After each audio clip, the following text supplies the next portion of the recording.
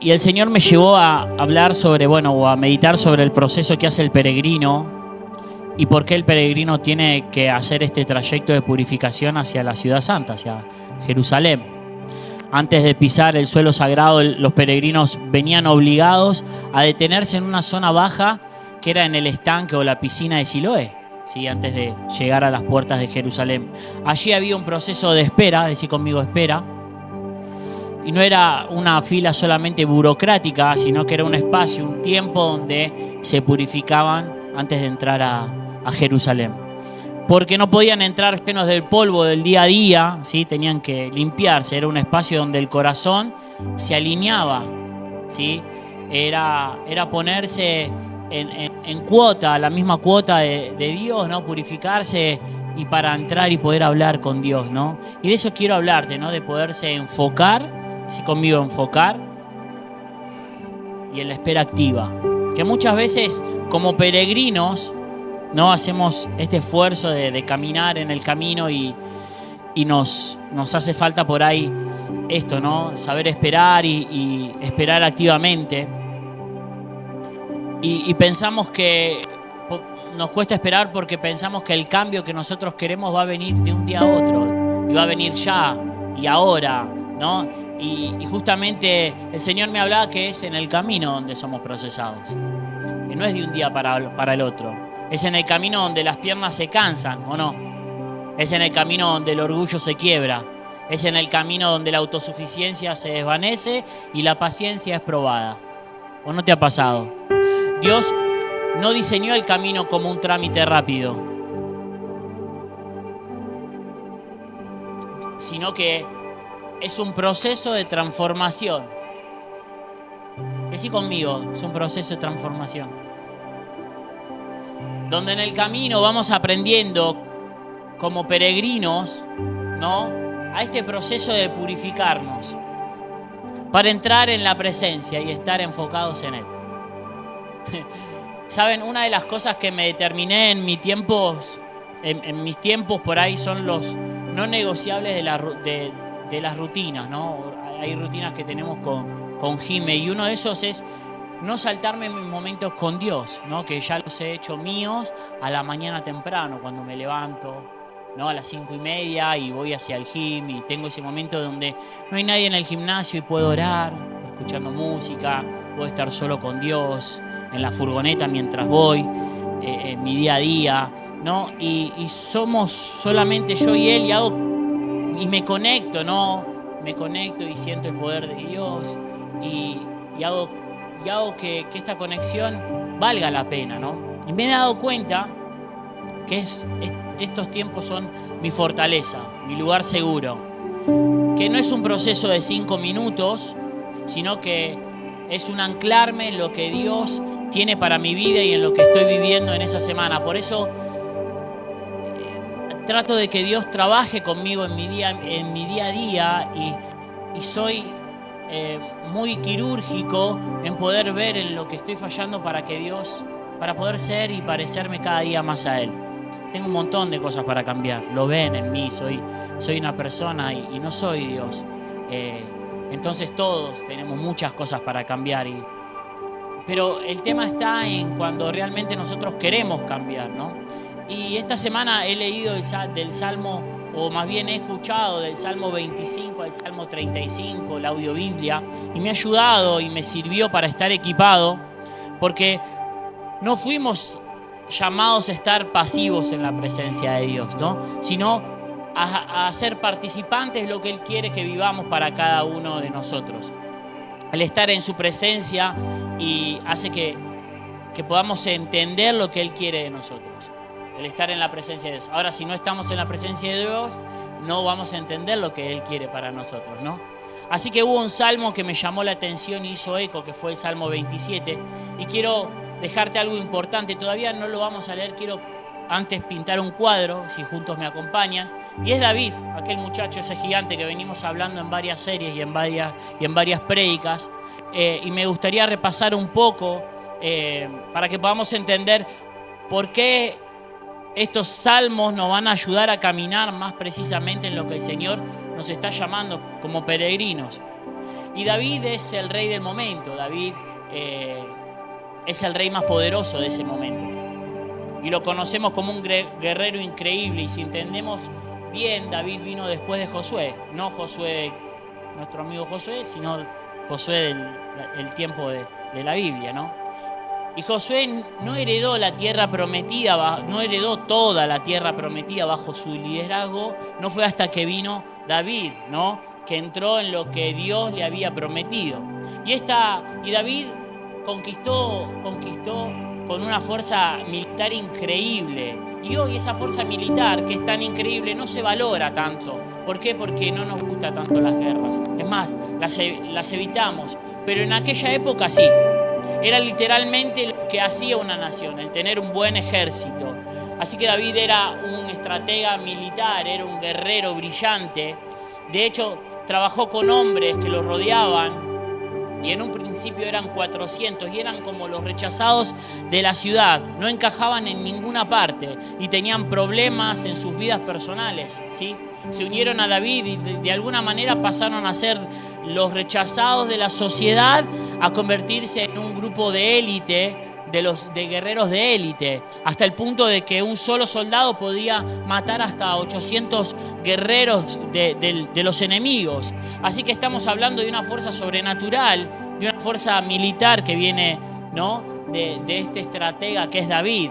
Ellos se llamaban los valientes de David, y todo esto surgió bajo el reinado de David, y podemos ver que David es un gran hombre brillante militar, por lo que lo convirtió en un estratega militar, ¿sí?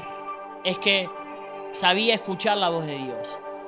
David se convirtió en este gran hombre porque sabía escuchar la voz de Dios y porque la palabra de Dios dice que David tenía un corazón conforme al de Dios. ¿Me está siguiendo? Y a Dios le gusta la gente que tiene un corazón conforme al suyo.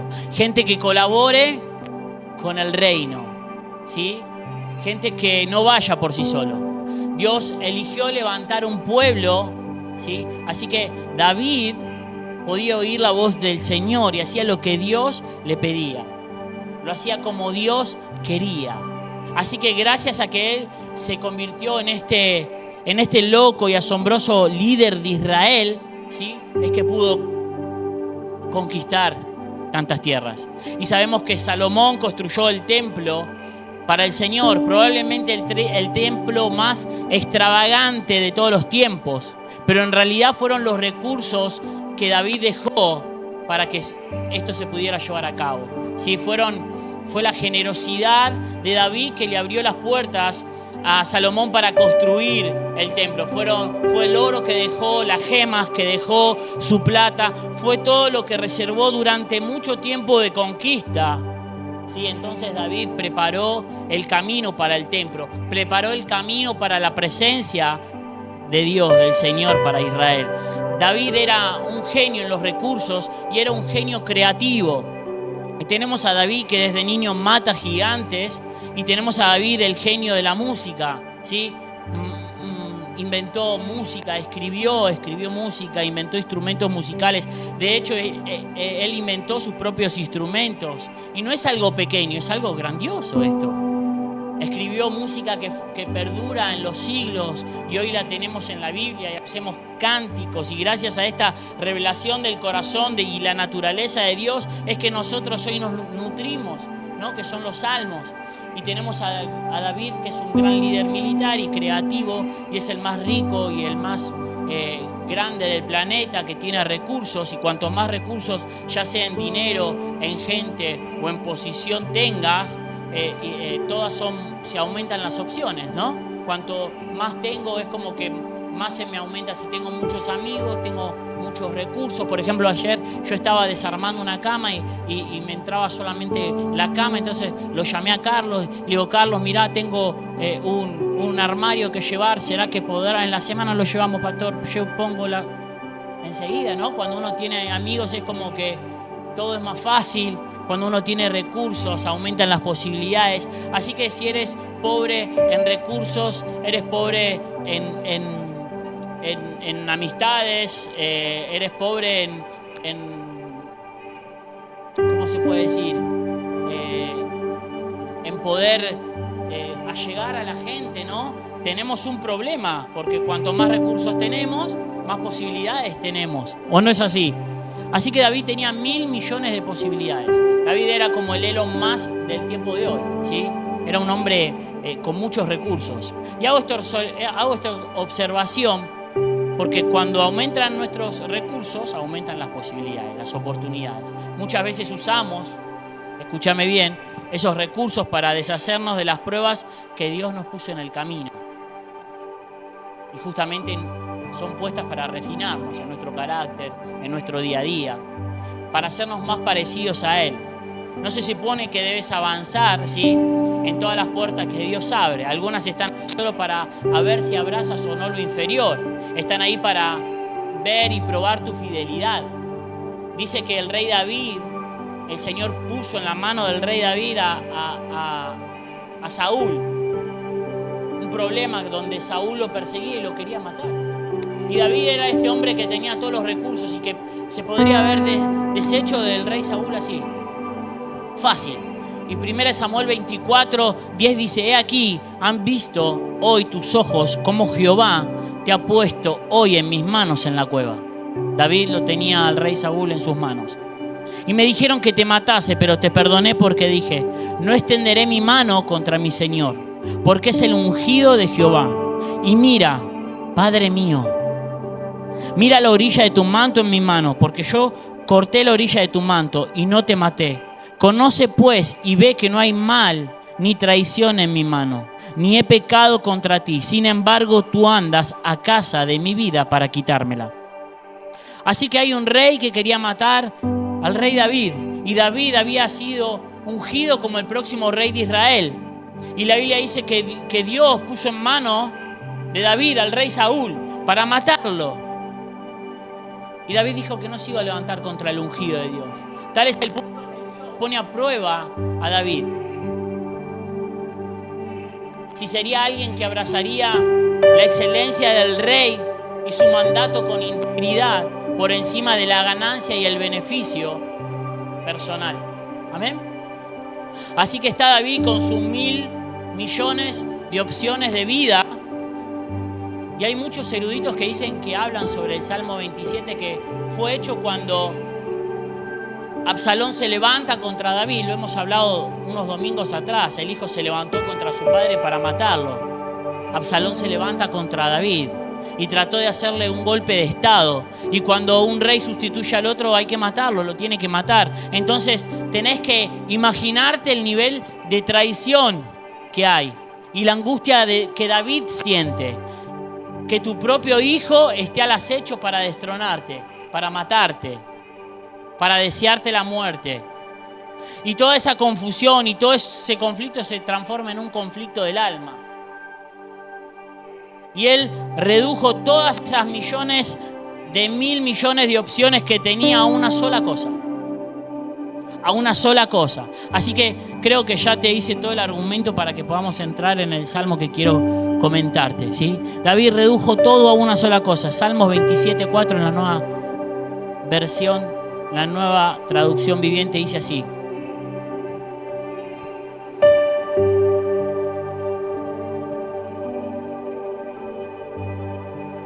una cosa he deseado a Jehová, esta buscaré: habitar en la casa del Señor todos los días de mi vida, contemplar la belleza del Señor, para inquirir en su tiempo. Y ahora me surge una pregunta: ¿qué hacemos en la práctica? Cuando en nuestro camino como peregrinos tenemos estos problemas tan graves como David. Y esto es práctico, ¿sí? No podemos ser más prácticos que habitar en la presencia manifiesta de la gloria de Dios. No significa que no haya otras opciones o acciones por las cuales podremos tomar. Es solo qué es lo que sigue. Tiene que ser primero esta y después todo el resto, ¿sí? Reducirlas a una sola cosa. Reducirla a una sola cosa. Y es decir, ¿sabes qué? Viviré y moriré y de aquí no me quitaré. Me quedaré aquí, en esta cosa. Una cosa he elegido y es habitar en la casa del Señor. Una cosa he anhelado y es quedarme aquí donde estoy. Y no está hablando de venir a la iglesia o de entrar a un lugar. Habla de vivir en la presencia del Señor, de habitar en la casa del Señor. ¿Y por qué? Porque quiero contemplarle. Quiero contemplarle, porque si puedo verlo, entonces todo lo demás se pone en su sitio. Todo lo demás se pone y se coloca en su sitio. Encontramos diferentes, porque si después escucho, ¿no? O pongo mi atención en otras cosas, encuentro diferentes escapes, podremos decir. Si pongo mi atención en todo el murmullo que me viene por todos los problemas que tengo la posibilidad de que si no habito en la presencia del Señor me distraigo. Y tomo las decisiones que yo quiero tomar. Y una vez que mi corazón estalla a través de haber conocido su rostro, su vida se manifiesta en mi vida. Somos un pueblo que enfatiza en la presencia del Señor. El Señor es nuestro sistema de valores. Es lo que hace que nosotros como cristianos sigamos caminando, ¿no? Pero hay una diferencia entre mi conciencia de su presencia y la conciencia de su rostro, ¿sí? Hay una diferencia, hay más, y la diferencia está en el enfoque preciso que yo le doy. Es centrarme en aquel que me ha llamado para sí mismo. Es centrarme en aquel que me está llamando continuamente. ¿Saben? Y es hermoso porque en esta semana, en 2 casas de vida precisamente, hablamos sobre el reclamo de las mujeres, ¿sí? Hablamos un poco sobre estas cosas y uno de los reclamos es que a la mujer no basta con contemplarla. Necesitan que nosotros la miremos, le demos nuestra atención por completo. No es como que está bien que estés, pero necesito que me mires cuando te hablo. Necesito que no te muevas de acá, que no hagas otras cosas más, sino que me prestes la atención que yo necesito. Y es lo que dice aquí, es que quiero habitar en la casa del Señor para contemplarlo. ¿No? Yo sé, por ejemplo, que acá está Willy, ¿no? Está mi amigo acá. Yo sé que está acá. ¿No? Yo puedo predicar, puedo hacer, pero si yo no hablo, no lo contemplo, no tengo una relación. Sí, el Señor está donde vamos, pero si no le busco. Versículo 8 dice: mi corazón ha dicho de ti, buscad mi rostro, tu rostro buscaré, oh Jehová. Y vamos a ir de nuevo al versículo 3 para atrás, dice, en el Salmo 27, versículo 3 y 4. Dice: aunque un ejército acampe contra mí, no temerá mi corazón. Aunque contra mí se levante guerra, yo estaré confiado. Una cosa he demandado a Jehová, esta buscaré, que esté yo en la casa de Jehová todos los días de mi vida, para contemplar la hermosura de Jehová y para inquirir en su templo. ¿Cuál es el punto? Es esta decisión, que en medio del conflicto intenso, de la frustración intensa y momentos como estos son los que nos llevan a tener varias opciones. Si debo acceder o no al trabajo, si debo acceder o no a perdonar al que me ha hecho daño, si debo o no ir a tal sitio, si debo comportarme en los ambientes intensos que genero en mi casa de una manera o la otra. Y tenemos una lista larga de decisiones, ¿no? Y podríamos estar todo el día. Y lo que me sorprende es que el hombre de recursos ilimitados como David podría encargarse de su propio hijo de un momento al otro para aliviar la presión con la cual él está viviendo y lo que está expresando en este salmo. Y elige no hacerlo para que te des cuenta. Elige no hacerlo para no tener un alivio propio, sino él elige: Señor, vos me lo pusiste, yo voy a entrar para verlo en tu presencia, para ver lo que querés de mí. El hombre de recursos ilimitados podría haber eliminado al rey Saúl de un momento al otro. Saúl, que lo perseguía durante 13 años. 13 años Saúl persiguiendo al rey David. 13 años. Y aquel hombre que tenía un ejército de 400 hombres, que un hombre mataba a 800, no decidió librarse de aquel que llamaba Padre. Él reduce sus valores a una sola cosa. A una sola cosa, busco. Habitar en la casa del Señor, habitar en su presencia, contemplar su belleza, inquirir en su templo. Quiero que la presencia de Dios forme parte de lo que veo. Y luego de forma a cómo oro, a cómo hablo, a lo fiel que soy. Saben, al final del Salmo, leemos el 13 y 14, dice así. Dice, hubiera yo desmayado si no creyese que veré la bondad de Dios. Hubiera yo desmayado. En la tierra de los vivientes, aguarda a Jehová, esfuérzate y aliéntense tu corazón. Sí, espera a Jehová. Y David acá se está hablando el mismo. Hubiera yo desmayado. Es como si David hubiera dicho, yo me conozco, yo sé lo que soy capaz y sé en lo que me puedo llegar a convertir. Me hubiera deprimido, me hubiera rendido, hubiese tirado la toalla. Si no hubiese visto tu favor.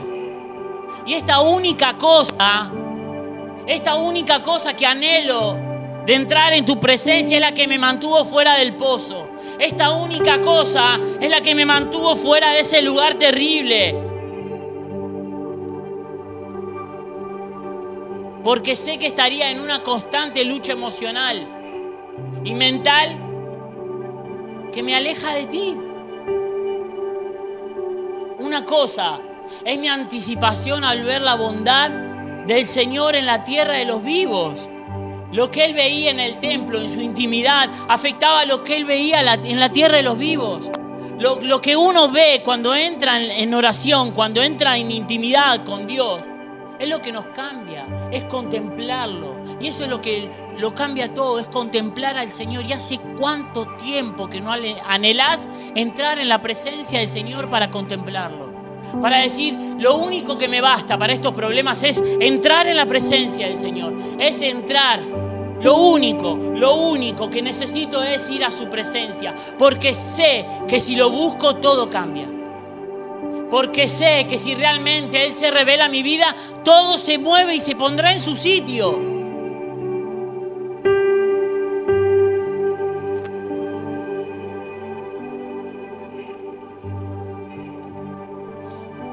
Sabes, esperar en Dios tiene dos significados.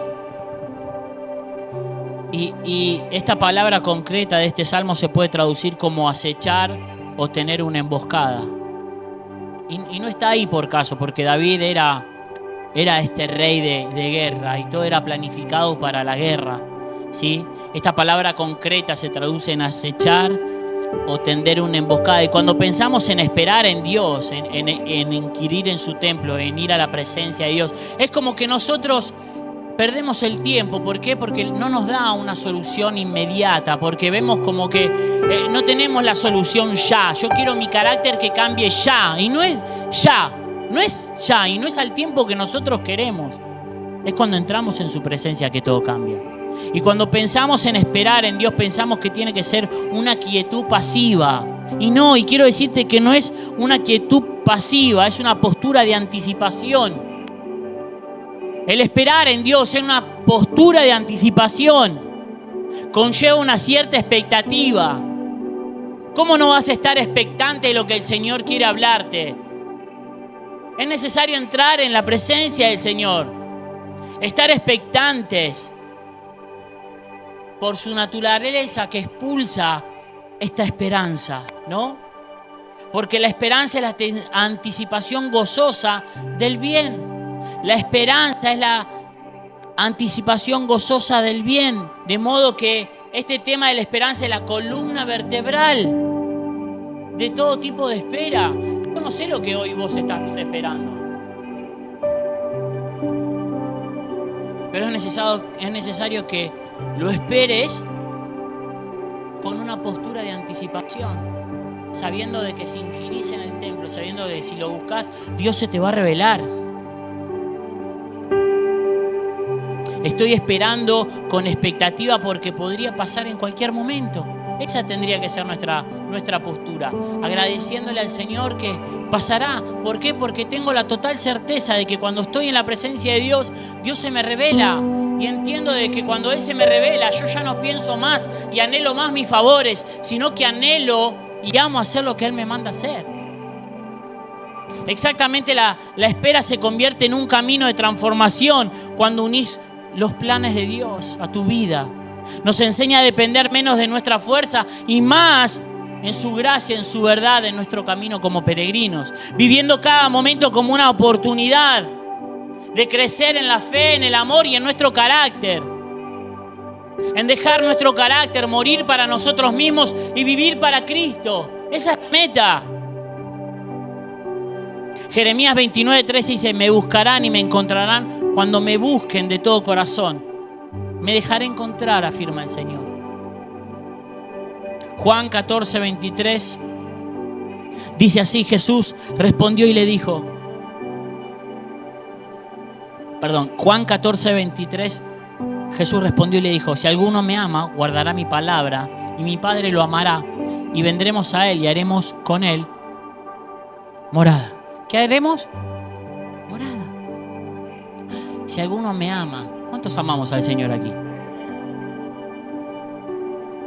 ¿Saben? Otra palabra clave en el griego es upomone, que se traduce como paciencia, perseverancia, gozosa. A diferencia de una asignación pasiva, implica fuerza y constancia. Santiago 1, 3 y 4 dice así: sabiendo que la palabra de vuestra fe produce paciencia, upomone. ¿Sí? Mas tenga la paciencia obra completa para que seáis perfectos y cabales sin que os falte cosa alguna. ¿Saben? La palabra paciencia aparece en la Biblia 53 veces. 49 veces se define como retorcerse, como en un dolor de parto. Imagínate, ¿cuántos tuvieron hijos acá? Levanta tu mano. Un montón. Yo no, porque no tuve. Bueno. Tengo, pero no los...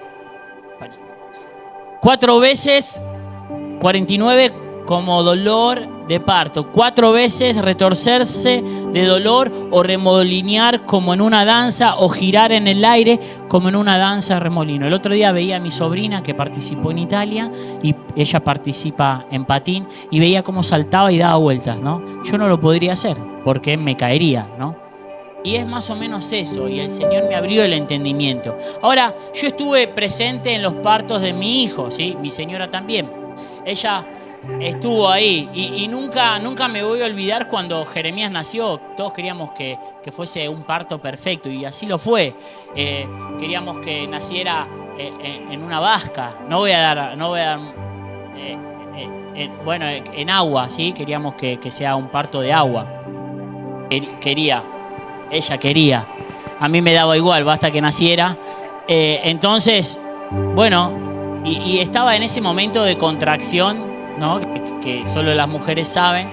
Estaba ahí y dale que te puja, ¿no? Y dale fuerza, vamos, mi amor, vamos. Y por ahí yo había hecho una lista de canciones y por ahí ella estaba con una canción relajante, no sé qué, y cambié la canción y vamos, que puse una punchi, ¿no? Y ella me agarró del brazo, o no me acuerdo qué canción fue, pero me agarró del brazo y es como que me llamó la atención y me dice: cambia la canción. ¿Saben? Y es como que mi atención se puso sobre ella, ¿no? Mi enfoque cambió, porque entendí que es retorcerse de dolor, y más cuando estás con una canción intensa que no le gustaba.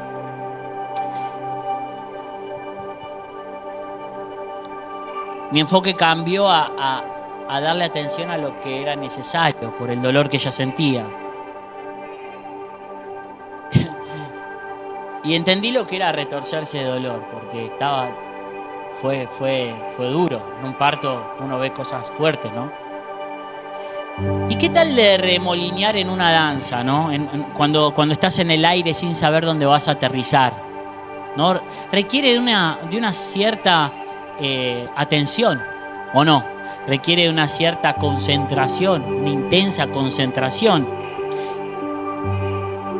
¿Y qué es eso de esperar en el Señor? Es este enfoque intenso, es eso.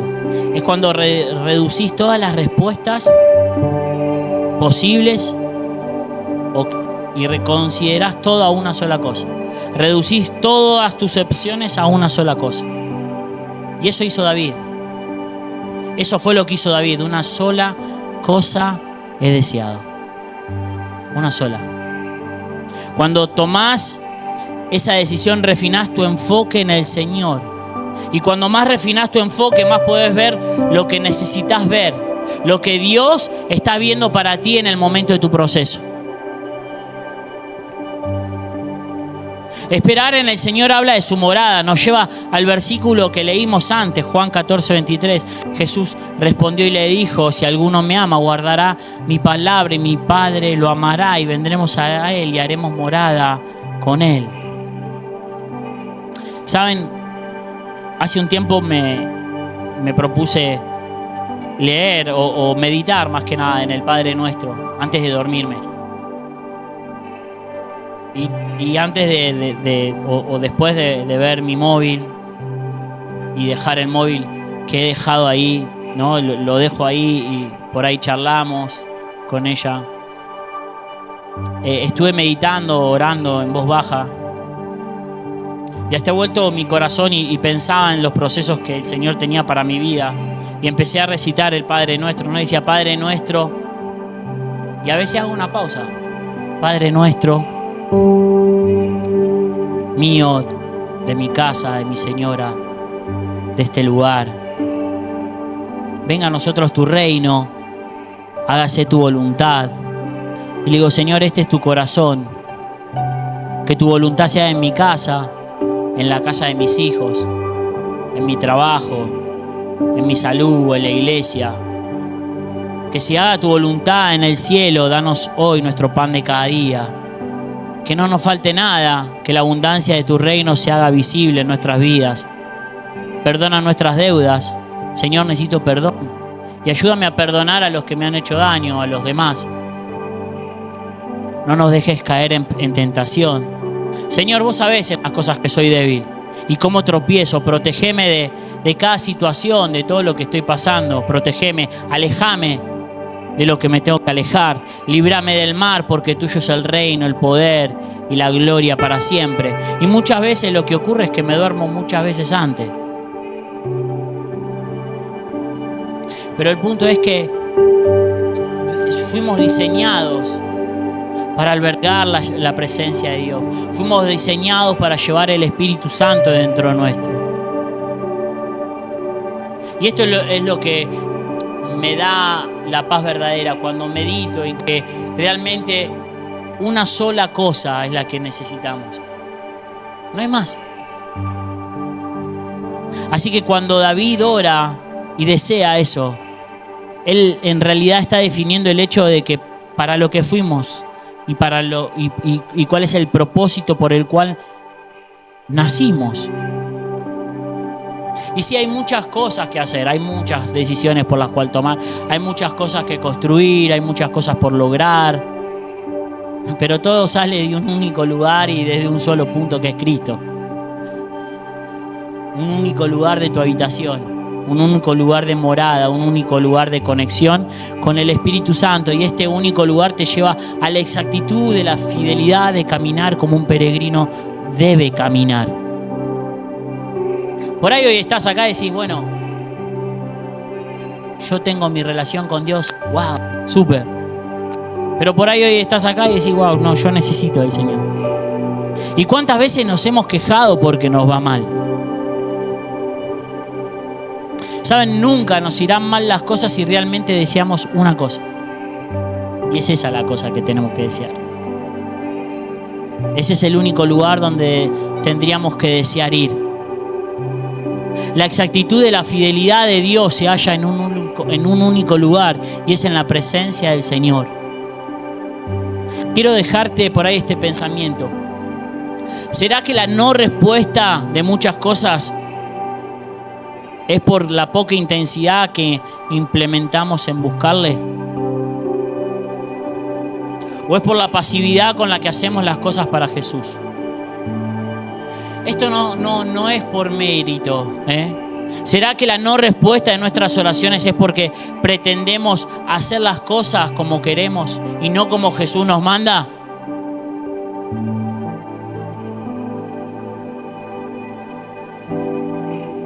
Sin realmente esperar, ver como Él quiere ver las cosas. Sin esperar a que el Señor actúe a través de nosotros. No hay paciencia, no hay espera muchas veces en nosotros. Nosotros queremos actuar y hacer como queremos. Y hoy el Señor nos llama a reducir todas las cosas en una sola cosa, en buscarle a Él en su presencia. Queremos que los demás cambien, pero el cambio empieza por nosotros. Decirle al que tenés al lado, el cambio empieza por ti.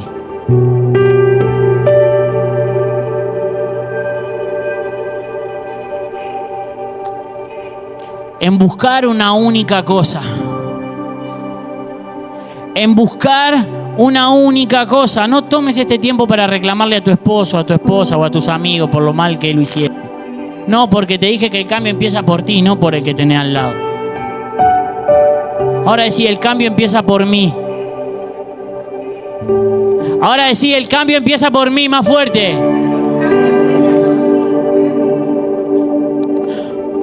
Una sola cosa buscaré, y esa es la que yo necesito. Y hoy no puedo terminar este mensaje sin hacer la pregunta más importante de nuestras vidas. Quizás hoy llegaste cansado, necesitando del Señor, diciendo que en realidad te sentís como ese peregrino que camina y se cansa en un estado cargado del polvo del mundo, intentando resolver los problemas con tus propias fuerzas, queriendo que el mundo cambie y queriendo hacerle cambiar a los demás, siendo que no sos capaz de cambiar vos mismo. Y aún así lo ponés como broma, porque el pastor te dio el pie para ponerlo como broma. Esto es algo serio. Inquirir en su templo, tener intimidad con el Señor, es algo serio, algo que hemos dejado de hacer. Y es algo por el cual el Señor hoy nos está llamando a volver a tener una relación íntima con Él. Como nunca antes. Hemos tomado decisiones que no nos tendríamos que haber ni siquiera alardado de tomar ciertas decisiones. Y hacemos de nuestra vida cualquier cosa. ¿Saben por qué? Porque no le buscamos. Nos quejamos en nuestro cónyuge, en la persona que tenemos al lado, pero no miramos para nosotros mismos, porque somos unos hipócritas. Porque ¿saben qué? Pasamos la semana y semanas pasando sin buscar de Dios. Nos quejamos de la persona que vivimos al lado, nos quejamos de nuestro jefe, de nuestros hermanos, de nuestros hijos, nos quejamos de todo el mundo. Pero ¿por qué no empezás a mirarte un poquito vos mismo? Como un bisturí tiene que ser nuestro cambio. Tenemos que morir a nosotros mismos para que Cristo sea revelado.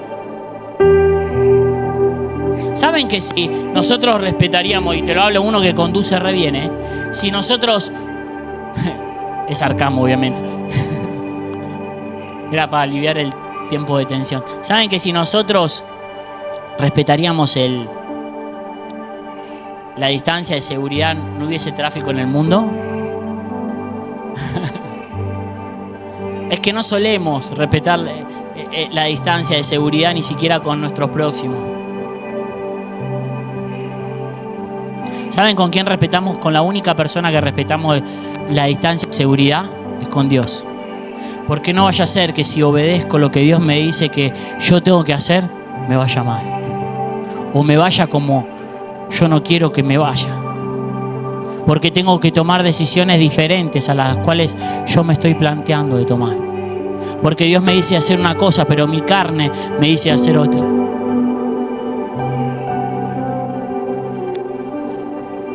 Y todos hoy estamos acá seguramente con problemas y con cosas por las cuales resolver. Y muchos de nosotros por ahí estamos agotados. Y es un desafío, una confrontación amorosa esta. No es algo por la cual yo vengo a apuntarte el dedo porque tenemos muchas cosas para cambiar. La Biblia dice en Juan 23 que Jesús quiere hacer morada en nosotros. Y Él no quiere ser una opción del domingo. A Él no le interesa ser la última opción de tu vida. Él quiere ser tu escondite. Así como estas plumas que nos regalaron hoy. Hermoso, gracias Laura. No sé cuántas palomas tuviste que pelar. Él quiere ser nuestro escondite, nuestra única decisión. Pero para que Él sea nuestra morada es necesario nacer de nuevo, morir a nosotros. ¿Saben? Si hoy estás acá y nunca tomaste esa decisión y sentís que te sentís lejos de Dios y sentís que tu caminar o que no estás con la certeza de que tus pecados te fueron perdonados. Si tu vida está llena de desespero y hoy entendés que tenés que empezar a reducir el ruido de todas tus opciones que tenés alrededor a una sola cosa, que tiene que ser Cristo. Este momento es para nosotros, no es para ti, es para todos. Quiero decirte que Dios nos acepta como estamos y que Él hará el resto en el camino. Cuando Él entra en nosotros, Él hace la mayor limpieza que nunca nadie ha hecho en nuestro interior. Sin importar el polvo que tengamos del camino, sin importar lo roto que pienses que estés o cuán roto o los problemas que puedas tener en tu corazón. Él quiere hacerlo nuevo y quiere quitarte ese corazón de piedra y poner un corazón de carne. Un corazón como su corazón. Un corazón, como decía al rey David, lo estoy ungiendo porque Él tiene un corazón conforme a mi corazón. Sensible a su voz. Hoy es tu día, hoy es nuestro día de hacer una pausa en el camino. Porque todo peregrino se cansa. Y no es todo caminar. No, es necesario tener esa una sola cosa. Me gustaría que todos puedan cerrar sus ojos.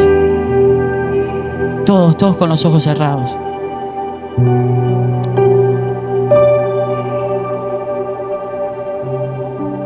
Y con un espíritu de reverencia. Y decís, pastor, yo necesito a Jesús. Yo quiero aceptarlo hoy en mi corazón. Quiero volver a Él porque lo necesito. Lo necesito como mi Señor y como mi Salvador.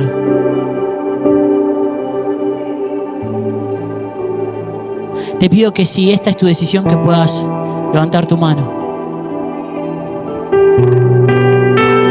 Gracias, Jesús. Amén. Amén. Gracias. Gracias por aquella mano allí. Gracias.